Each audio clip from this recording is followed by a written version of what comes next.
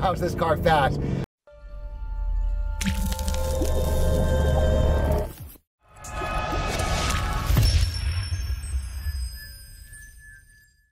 All right, so a couple firsts in this M5. It is all-wheel drive, though it's rear drive bias, and we'll talk more about that later in the video. And it is now an 8-speed automatic. Whoa, holy shit! Wow, is this car fast. If you've seen my M5 video, it was car and driver got this car to 2.8 seconds, 0 to 60. I think BMW says the low 3s, but we know how conservative their times are. So it's the first all-wheel drive, which I just mentioned, and the first time it is an 8-speed automatic. So no manual transmission with the latest M5, and no dual clutch. So the 8-speed automatic, the transmission is so quick shifting now that it actually does a better job of the dual clutch, and you don't have any of the downside to the dual clutch, which is jerky in traffic. Now the lane assist must be on, because I cut that turn a little bit, and it is giving me a little vibration in the steering wheel here. Now we've done videos, or I've done a video on the 2018 E63 AMG, which is a competitor to this car. And I drove, but did not film, the brand new Panamera 4S. Now I'm going to try to get this in some sportier modes here. I'm going to go Sport Plus, and we're going to put, let's see, the steering in Sport Plus as well, which will tighten it up a little bit. Unfortunately, we're behind somebody very slow. We're going to drive Sport Plus and everything. And it tightened everything up here, firmed up the suspension. I hate these electronic nannies. How do I get them off? Come on. Speed limit's 40 here, and this person's going about 25. This car has a ton of power. You won't believe how fast it is.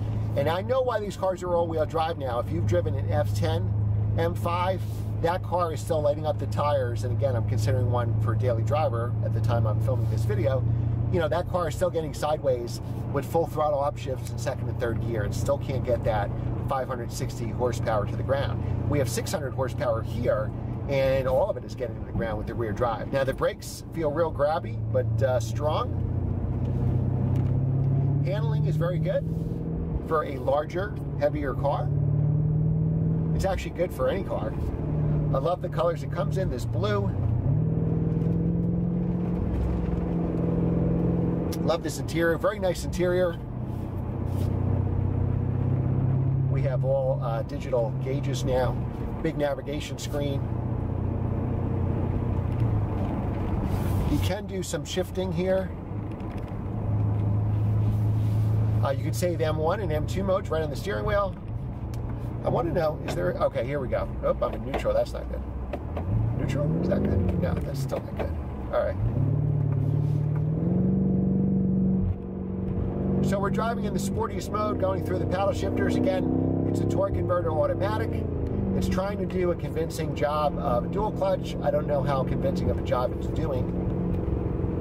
The ride is kind of harsh, but we're in this sportiest setting. I'll put it in comfort mode. It's still kind of stiff in comfort mode. All right, let's do some acceleration, pulling onto the highway here.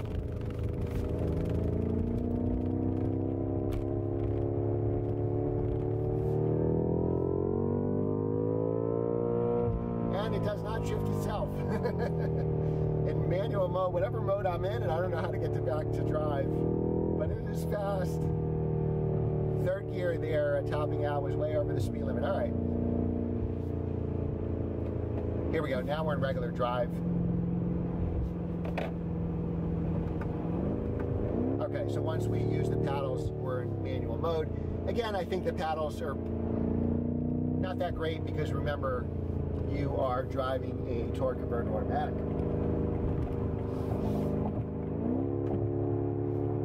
Put it back in auto. I think this, there we go. Now it's a wet, slippery day where I was slipping and sliding with the Camaro SS I just drove. This car, all the power is getting to the ground, all 600 horsepower. That's why it's so fast. I think the other, you know, the M5, previous generation, the F10 M5 was limited by traction. That car and driver got like 3.7 seconds to 60, and that was perfect launch, perfect everything. Here, it's seamless. I think you can get 2.8 seconds all day long with this car. It feels super fast. We're going to make a U-turn here now and get back until... Oh, the GoPro's still there. That's good. Always check for your GoPros.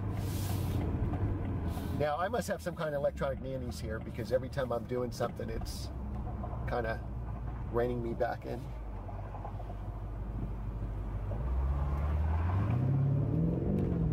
All right, full throttle. All right, that was 0 to 80. And how long did that take? A couple seconds? Wow, this car is really fast. Now, just driving it, I can tell you from driving the E63S, that car has more of an edge to it. It's more raw. I think this is the better all-around car, better commuter car, but the E63 AMG is an animal, and I think they've changed. You know, the M5s used to be the animal, and the E63 was that fast, more muscle car. Now I think they've kind of changed where the M5 is kind of like good at everything, where the E63S is now the car that's the raw car. Money no object, really expensive with the options. The Panamera 4S is a great car. Brakes work. There's a big ditch there. Another one. The Panamera 4S is a great car, and the car I drove was lovely.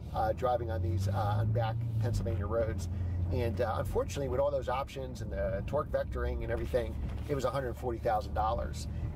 You know, this car is a lot less than that. It starts at about $103,000. As equipped, I've probably seen them about $110,000, and it's just as good. You have a really cool heads-up display here. All right, so what did I think of the new BMW M5? Well, let me give you my likes first, and then I'll give you my dislikes. First of all, it looks beautiful in this Marina Bay Blue metallic. I love the acceleration. I love the handling. And finally, an involving visceral car, not counting the M2, but new BMW. All the new BMWs to me are just... You know, they just don't have that visceral feeling, that involvement. This car has it, and this car has it in spades. I love being able to switch from all-wheel drive to two-wheel drive mode, and there's varying degrees of all-wheel drive, all with a rear-wheel drive bias. Very nice interior, and it is just a real driver's car. Now, dislikes. You still have that fake engine noise. Price is steep at $103,000. That's just base price. Stiff ride if you keep it in sports mode, and you know, a glaring omission, no more stick shift. But it is a great driver's car. If you want a more raw car, check out the new Mercedes E63S. That's a little more raw than this car.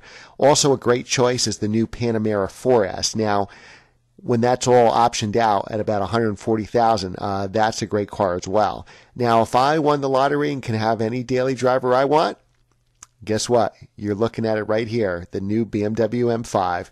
Thanks again for watching, guys. If you like what you see, hit the subscribe button. Remember to like this video and share with your friends so our channel can grow. Check out our website, glenscarcollection.com. If you want to see what we're doing today, look at our Instagram, @GlensCarCollection, and the Facebook page as well. Thanks again for watching, guys. We post new videos every Monday, Wednesday, Friday. Thanks for watching. Take care, and we'll see you next time.